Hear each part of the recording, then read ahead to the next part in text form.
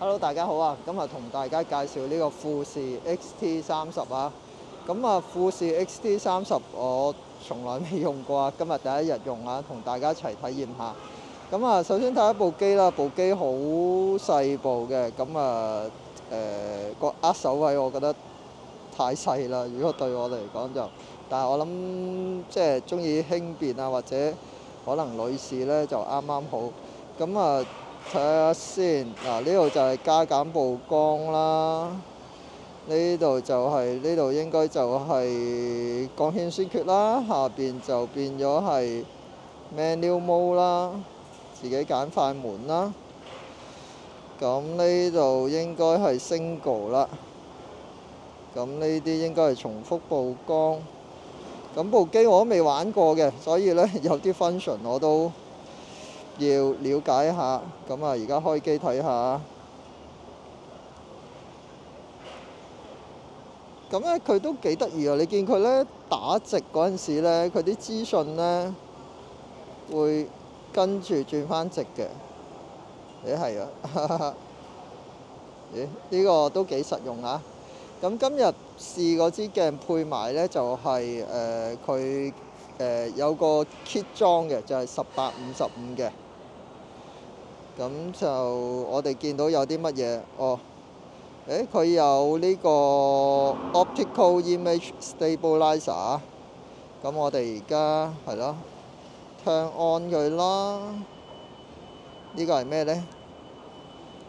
呢個我都唔知，轉翻做 A 先。好，咁我哋而家就開始玩下。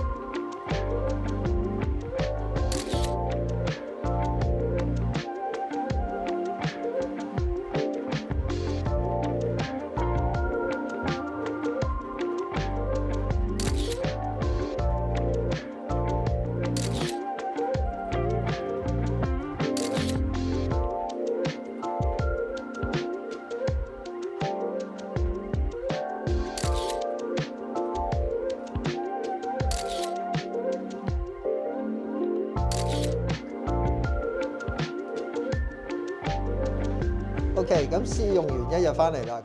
我覺得點樣呢？部機有幾樣嘢即係有啲嘢我中意，有啲嘢我就麻麻地嘅。先講啲我中意㗎啦。我覺得佢係啦，有個好隱藏嘅閃燈啦。我初頭以為冇閃燈嘅，咁原來佢呢個hot switch 位前面呢個呢都係閃燈嚟嘅。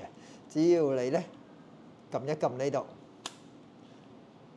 係啦，雖然細隻，但係呢都有總好過冇嘛。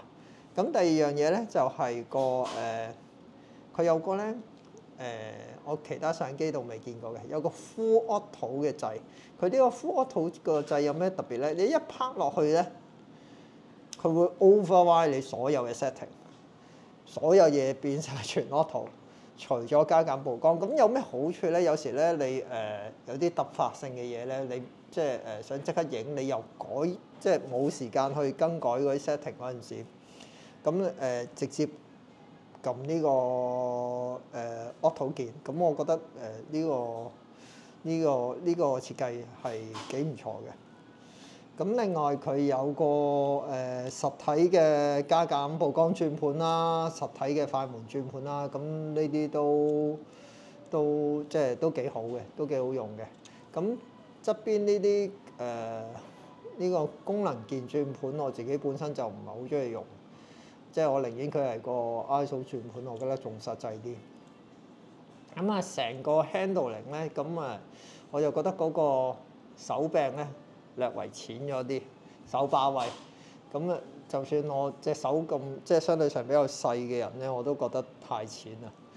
咁電容量方面咧，就我都係覺得麻麻地，即係粒電我諗用到3-4個鐘頭左右，咁你就要換第二粒咯。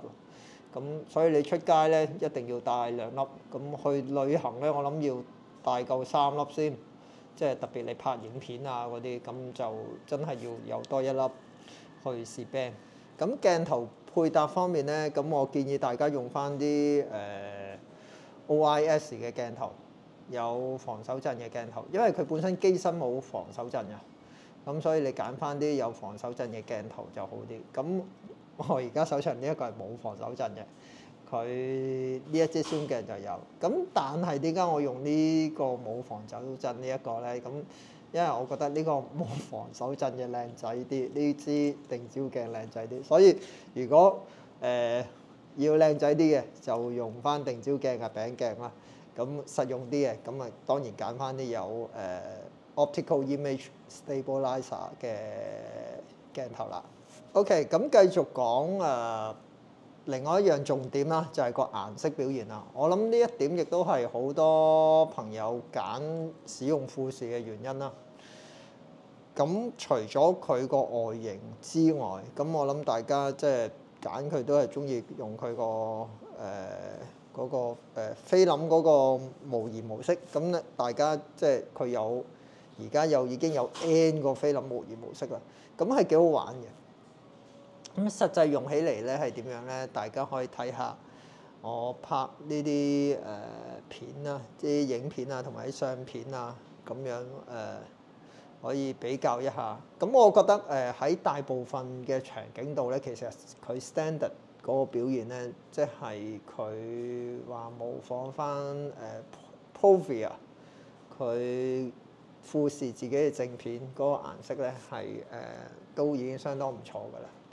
咁另外一種我覺得我自己比較中意啲嘅咧，就係Bravia 係啦，Bravia 嗰隻正片嗰個模式，咁就比較鮮豔啲嘅。